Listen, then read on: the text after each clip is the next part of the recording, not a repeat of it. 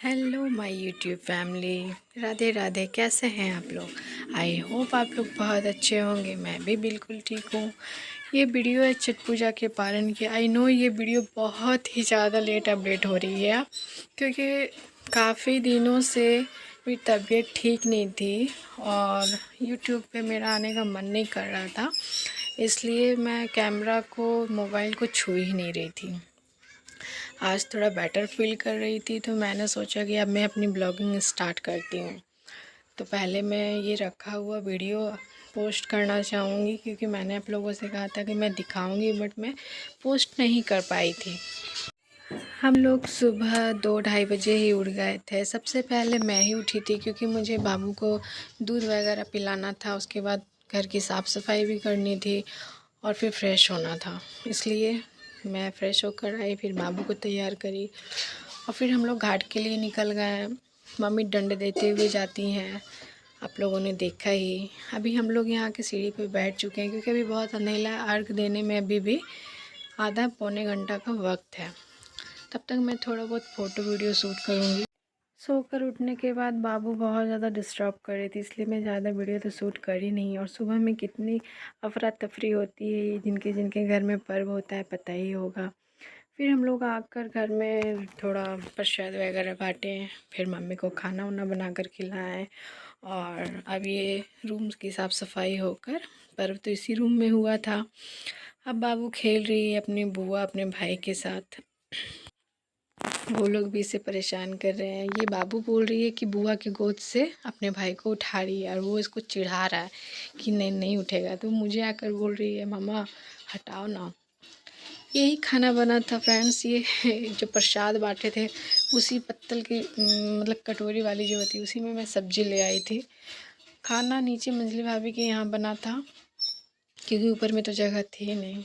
और हम लोग ये खाना 2:30-3 बजे खा रहे हैं, मतलब सुबह से प्रसाद खाकर ये थे।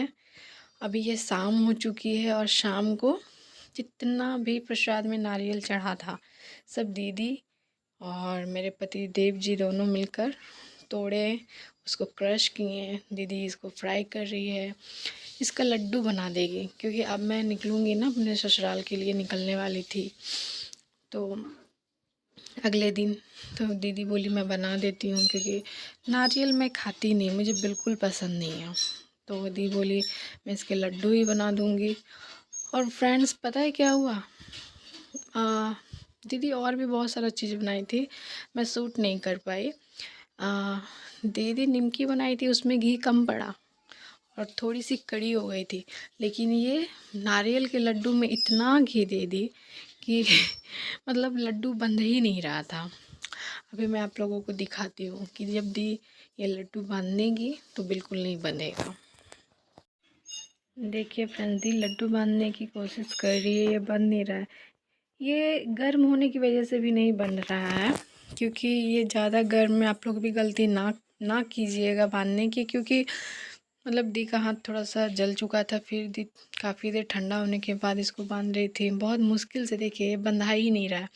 काफ़ी ट्राई करने के बाद ये लड्डू किसी तरह बंधे, लेकिन बाद में जब हम लोग खाए ना तो ये वापस सारा टूट ही चुका था। मतलब वैसा नहीं बंधा जैसा बनना चाहिए। तो आप लोग भी जब घी को नारियल को जब फ्राई कीजिएगा तो मतलब ज़्यादा घी मत डालिएगा। देखिए दी ऐसे ही बनाई। काफ़ी सब लड्डू बनने के बाद फिर हम लोग आ गए थे। हम लोग क्या, मैं नहीं कुछ भी करी क्योंकि मेरे हाथ जल चुके थे पर्व के दौरान ही। तो वो कुछ ज़्यादा ही जल चुका था तो मैं कुछ नहीं कर पा रही थी। ये पूरा खाना वगैरह सब दी ही की है। ये सब्ज़ी इतनी टेस्टी बनी थी कि मैं बता नहीं सकती। मैं इसको फिर से ट्राई ज़रूर करूँगी। पराठा, सब्ज़ी, दही, मिष्टी, यही सब मिला जुला कर हम लोग रात में डिनर कर लिए। और अगले दिन तो फिर हम लोग को निकलना था झाझा के लिए, अपने ससुराल के लिए। तो ये ब्लॉग इतना ही है फ्रेंड्स। आप लोगों को मेरी वीडियो अच्छी लगती है तो लाइक शेयर सब्सक्राइब ज़रूर कीजिएगा। मैं कोशिश करूँगी कि अब आप लोगों को अपने अपडेट्स देती रहूँ, ब्लॉग दिखाती रहूँ। क्योंकि मेरी तबीयत ठीक हो चुकी है। तब तक के लिए बाय बाय, गुड नाइट।